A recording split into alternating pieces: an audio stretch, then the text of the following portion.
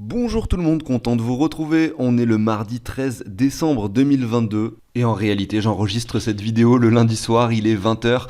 Voilà, je me permets de faire ça parce que je veux continuer à avoir ce rythme de 5 vidéos par semaine. Mais pas de chance, aujourd'hui mon fils était malade, j'ai dû le garder toute la journée et en plus de ça il n'a pas voulu dormir. Donc voilà, c'est 20h et je commence simplement à enregistrer. Alors, le Bitcoin vaut 17 000 $, l'Ether 1255, finalement pas beaucoup de mouvements cette dernière semaine. Regardez ici, je suis en 4 heures, vous avez le prix du Bitcoin, donc c'était le 5 décembre jusqu'à maintenant. Ça c'est une semaine, voilà, là vous avez une semaine.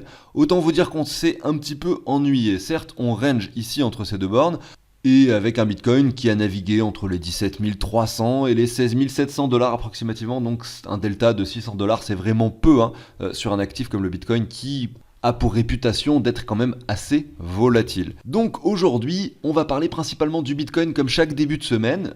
On va commenter rapidement le Fear and Greed et on va ensuite enchaîner avec le graphique du Bitcoin en weekly.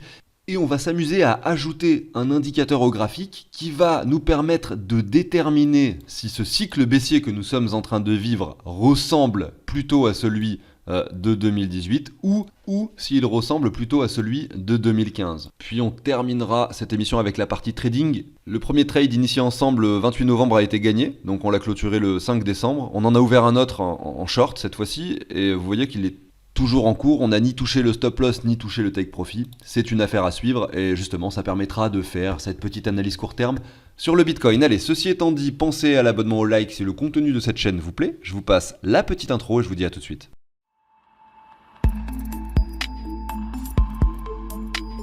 Allez, c'est parti, on commence avec l'indice du sentiment de marché qui se trouve sur les 27. On est dans la peur, mais vous savez quoi, c'est pas extrême. On a vu des crypto fear and greed, des indices bien plus faibles. Pour moi, la vraie panique, la vraie capitulation se trouve lorsque nous sommes en dessous du niveau des 10. Et donc, c'était selon moi au mois de mai-juin 2022. Il y a 6 mois, pour moi, on a eu une vraie capitulation qui s'est opérée. Et là, on est plutôt dans une phase de désintérêt. D'ailleurs, si on regarde les cycles de marché habituels, avec donc ce qu'on appelle l'optimisme, la croyance, ensuite l'euphorie, ensuite l'anxiété, le déni, la panique, la capitulation, la colère. On voit la colère, elle se matérialise, c'est assez petit ici, par un double bottom, enfin on va dire avec une continuation baissière. Et vous voyez avec la chute exponentielle et la chute un peu moins violente qui dure quand même bien longtemps, jusqu'à ce que tout le monde déprime, en fait, c'est la phase suivante.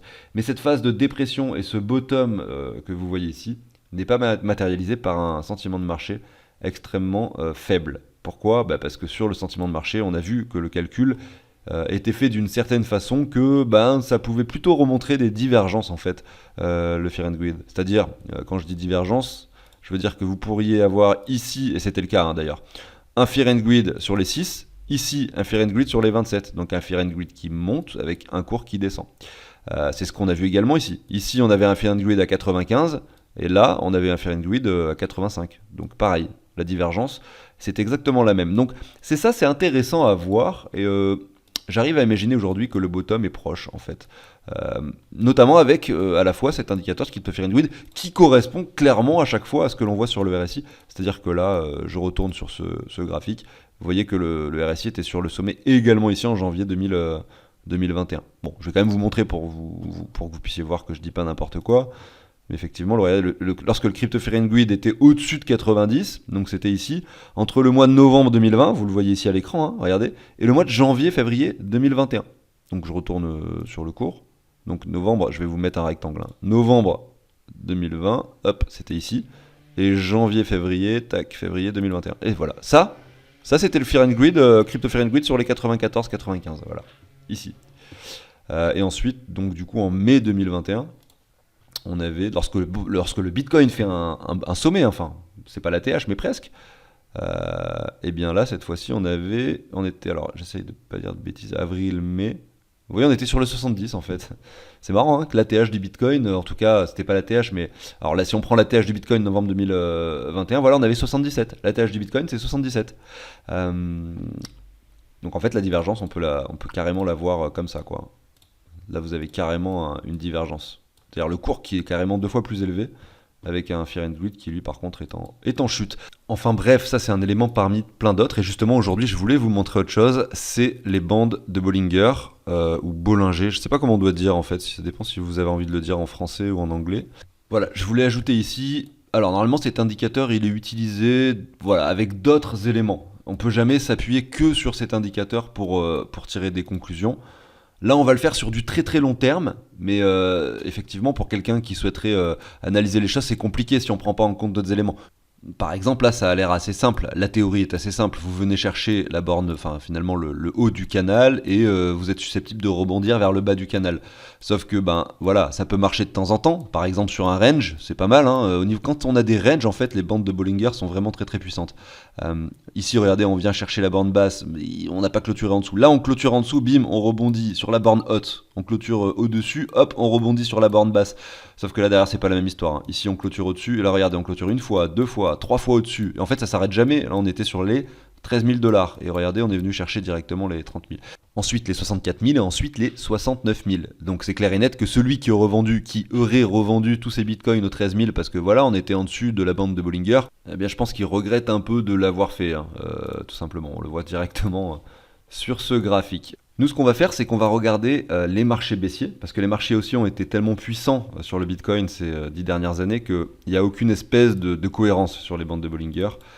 Donc on va pas regarder les marchés haussiers, on va regarder les marchés baissiers, et surtout on va regarder également la temporalité. On va coupler ces deux éléments pour essayer d'identifier des similitudes entre les cycles. Alors en jaune ici à droite, vous avez le halving spéculé en mars 2024, qui n'a pas encore eu lieu, qui aura lieu en mars 2024, voire à plus ou moins un mois je pense.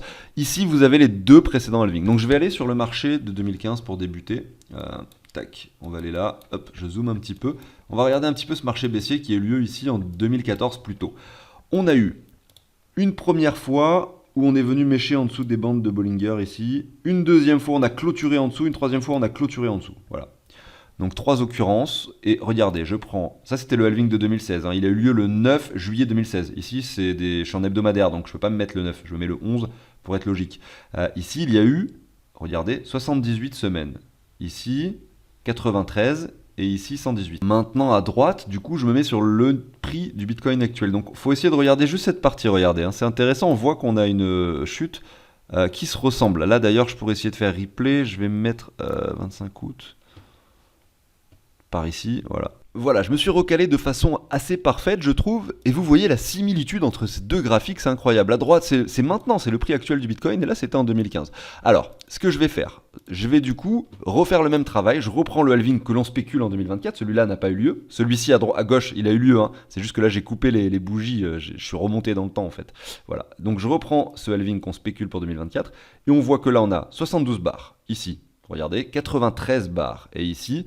114. Donc je trouve ça vraiment pertinent, vous l'avez compris. Je vais pas vous passer finalement la partie baissière de 2018 parce qu'elle ne ressemble pas à ça. Ce que je voulais vous montrer aujourd'hui, c'était que le cycle actuel ressemblait à la chute de 2015. Est-ce que ça veut dire que la suite, ça va être la même? Pas forcément. Hein. Mais en tout cas, cette petite comparaison nous montre que le bear market actuel ressemble énormément et vraiment de façon très très propre à celui de 2015. Regardez, je vais faire play à gauche, vous allez voir un petit peu ce qui s'est passé par la suite. Alors j'ai essayé de mettre le truc maximum. J'espère que ça va pas être trop long, sinon j'avancerai dans la vidéo. Mais voilà, vous voyez que là, ça met du temps à se développer. Hein. C'est-à-dire que là, chaque bougie, c'est une semaine. Hein. Donc vous voyez, on passe... Bon, ici, les fluctuations sont bien plus importantes à l'époque. Donc là, vous voyez que on commence à avoir finalement... En fait, c'était le bottom, hein, ces 78 semaines. Vous voyez? Donc là, bon, les 78, en fait, nous, c'est 72. Donc... peut-être que le bottom de 78, il arrive, regardez là en 73, 74, dans 2 semaines. Peut-être qu'en fait le bottom ça va être ici au 13 800 dans 2 semaines. J'en sais rien, en tout cas, peu importe ce qui va se passer, on voit que si on compare ces deux cycles, peut-être qu'on est proche, voire très très proche d'un bottom. Là vous voyez que donc il vient de s'écouler donc sur le graphique de gauche environ 1 an et 3 mois si je ne dis pas de bêtises parce qu'il y avait le halving donc, et derrière regardez on est en train voilà, de faire des nouveaux sommets, voilà. On peut espérer, on peut déduire que sur la gauche, hein, regardez sur la droite du graphique, on ait quelque chose de similaire, hein. Comme ça, le halving, et par la suite une poussée qui peut-être nous ramèneront sur un nouveau sommet au niveau du prix du Bitcoin. Voilà, donc j'ai fini de montrer ce que je voulais vous montrer. Vous voyez que du coup, si on est dans ce scénario 2015, là c'est allé vite parce que je l'ai mis en x 10 et que donc on a vu un an et demi s'écouler en quelques secondes, mais vous comprenez bien que en fait c'est très très long et que en fait ça peut vous laisser le temps finalement de changer d'avis. C'est-à-dire que là peut-être vous pensez que c'est le bottom, vous achetez maintenant. Si dans 6 mois on se retrouve sur les 10 000 et que finalement vous décidez de revendre parce que vous dites ah mince en fait on n'a pas fait exactement comme en 2015, voilà, et que derrière en fait ça monte, vous allez le regretter. Donc c'est pas facile, attention, l'investissement c'est pas facile, c'est pas aussi simple que ce que ça en a l'air là à l'écran lorsque je vous fais cette comparaison. Donc attention à vous. Voilà, c'était le petit disclaimer. On enchaîne avec la partie trading. On a un graphique ici en 4 heures, voilà, on est sur le Bitcoin, et si on revient sur le weekly, en fait le graphique 4 heures que vous venez de voir à l'écran ici, ça représente cette petite partie là du graphique, voilà. C'est juste la petite précision avant de débuter cette analyse. On a ouvert un trade qui s'est bien passé finalement il y a 2 semaines. Aujourd'hui, on est dans un trade qui est mitigé. On ne sait pas trop quelle direction va prendre le Bitcoin. On voit que ici, on a un range qui s'établit entre les, donc comme je le disais en début d'émission, 17 300 et 16 700, et que voilà, on est sur quelque chose de très ennuyant, très chiant.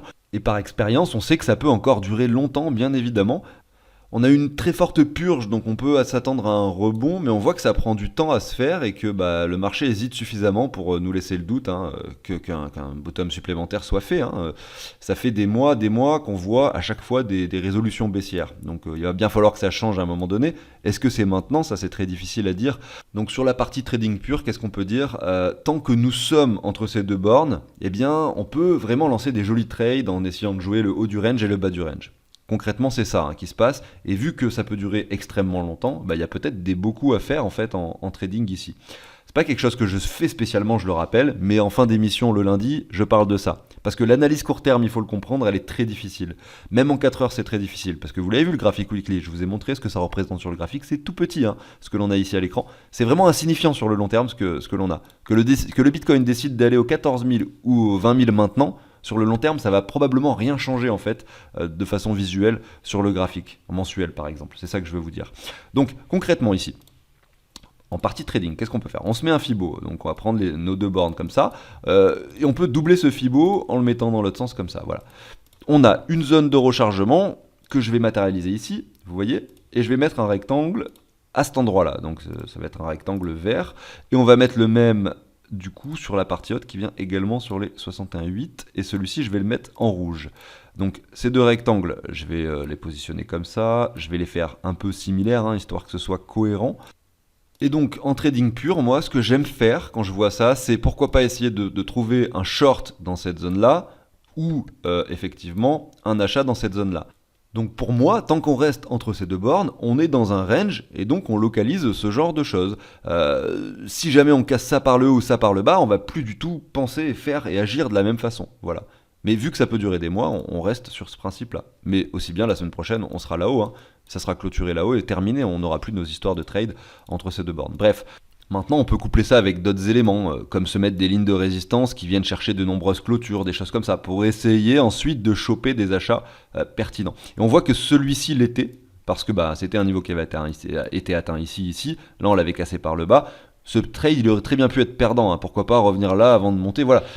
Vous comprenez bien que là c'est un peu du hasard. Ce que je veux dire c'est que nous on fait un risque management, on met un risque reward supérieur à 2, ça passe, ça casse. Le but ça sera d'être gagnant sur le long terme. On va essayer d'en faire plein des trades ici sur la chaîne et je vais garder du coup sur le graphique l'historique. À un moment donné je ferai un tableau et vraiment là il n'y en a que 2 pour l'instant, mais quand j'en aurai plusieurs je ferai un tableau et on pourra effectivement essayer d'imaginer, de voir si à la fin on est positif ou négatif. Attention, je ne me prétends pas trader professionnel, pas du tout, et donc je fais plutôt ça pour m'amuser. Si c'est positif, ça sera une bonne chose, concrètement, même si je suis à neutre, je suis content. Bref, en tout cas, voilà comment je vois les choses aujourd'hui. On a ouvert ce trade la semaine dernière, je vais le laisser, je ne vais pas le clôturer aujourd'hui puisqu'on revient sur neutre et on est en train de zigzaguer. Il n'y a rien qui me dit que voilà, on serait prêt à aller chercher ce niveau-là ou bien ce niveau-là. C'est vraiment ennuyant le marché en ce moment et donc on verra bien ce qui se passe. Ce deuxième trade, on l'a pris un peu en dessous de la zone acceptable que je vous ai dessinée. Mais comme je le disais, je fais ça pour m'amuser et je fais les trades que les lundis. C'est là où je fais les émissions sur le Bitcoin et je peux pas m'amuser à faire ça n'importe quand parce que j'ai un programme bien spécifique pour mes autres vidéos.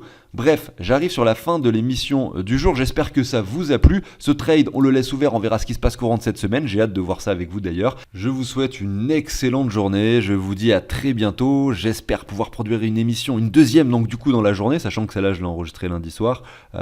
Si j'y arrive pas, parce que j'ai encore malheureusement la même contrainte, c'est-à-dire que je vais probablement garder mon fils, voilà, je sais pas si je ferai l'émission peut-être de la même façon le soir pour le lendemain matin. On verra bien comment ça se passe. Allez, salut tout le monde, à très vite.